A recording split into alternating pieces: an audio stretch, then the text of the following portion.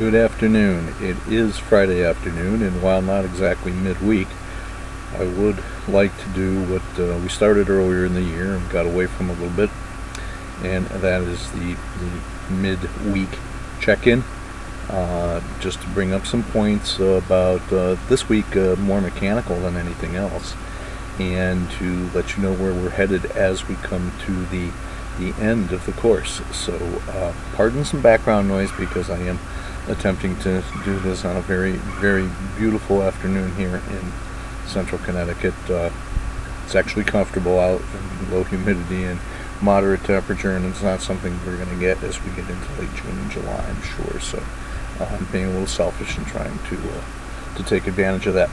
Okay, when I say mechanically about things, this is what I mean. I'm sure many of you wonder why I spend so much time and effort when I'm grading talking about our communication style and our writing style and how that affects the way you come across to any individual who you are not in direct contact with. And I think it's actually very important also in a course about diversity, because one of the things people are always doing is judging you. That's one thing we've learned, right? And it's almost human nature.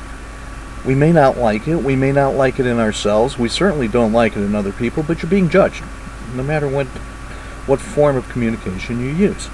And the reason I really am trying to get people to say write a little bit more formally and a little bit more carefully, and also even do that in discussion, be a little bit more precise in the expression of our thoughts and the way they're presented, is exactly that. It's presentation.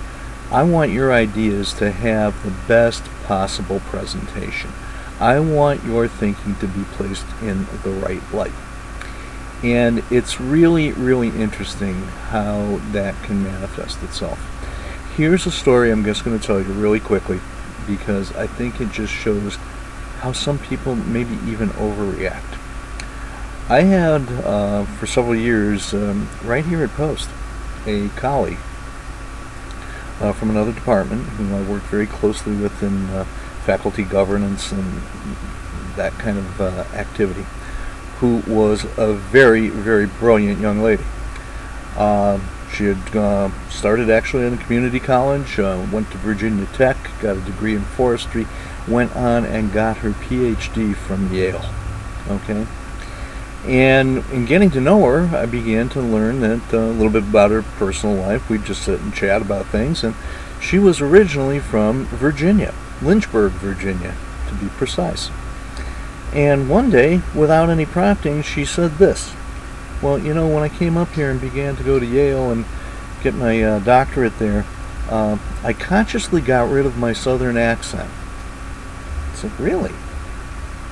I would never have thought that you had one, because you really don't speak with a southern accent. And she said, yeah, thought it made me sound stupid. Wow. Well, you know, what a story.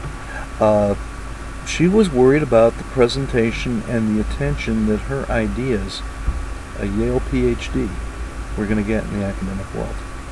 Now, that's not a reflection of anything being right. That's a reflection of a lot of things being wrong. And it's probably a reflection of an overreaction to that situation. But this is what I want to help people understand. Those reactions get made. I know of an individual, again, that's someone again in the academic world, but it's certainly no different in business, who was the absolute perfect candidate for a job. And this person has worked at several universities in a faculty support role. Again, a very brilliant, very well-accomplished, well-educated person. When she found out about the job that she was going to apply for, she was in a bit of a hurry. She looked at what was available, looked at the time frame she had to do it, and she threw together a cover letter that, when we finally read it over together a few days later, it's a friend of my wife's, it was just not of the same quality that you'd expect from somebody with her background. And I later found out that she never really got another interview because the person reading that letter thought she couldn't possibly be qualified because of the errors in construction and grammar and punctuation and things of that nature. It disqualified her from a job that she is eminently qualified for. And to my knowledge, about 6 or 8 weeks later, that job remains unfilled. So this is why I encourage you. It's not to be a pain in the butt. It's not to go back and to turn into your high school English teacher. It's to make sure that your ideas and your thoughts get the credit they deserve. Because the presentation is what people see. Just like when it comes to behavior. I've talked several times in discussion and in some of the things I've written in the course where I've done an awful lot of work over the years on observed behavior, because that's what we know about people. We don't really know a lot of people well. We do observe the behavior of the people we work with and learn with, and we form our opinions about them from that nature. So that's the way we've got to look at it. That's why I do it. So please bear with me. I'm not doing it to be mean. I'm not doing it to be a pain. I'm doing it for what I think is everyone's benefit. That being said, you'll notice I'm getting lighter in the commentary, lighter in the feedback, only because most of us have settled into a pattern. And the pattern is hard to break, and its patterns don't change.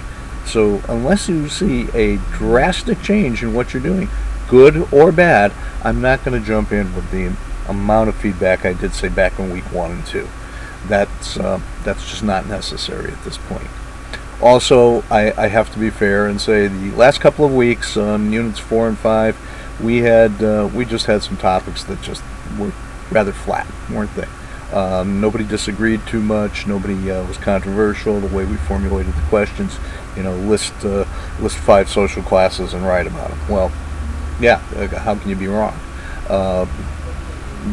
Do you want to hire veterans? Yes, everybody agrees that hiring veterans is a good thing. So the discussions and everything became flat. I noticed this week in week 6, when we're talking about public relations, things are spicing up again, and I really appreciate that one. So I just thought I'd throw in those things about the procedurals, the way things are going. I think this course has been great.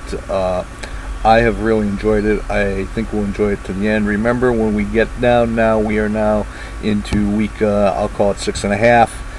Next week comes week 7, and then week 8, and under our new grading formats and everything like that, week 8 is a bit abbreviated, a bit shorter, and we're going to cram things in.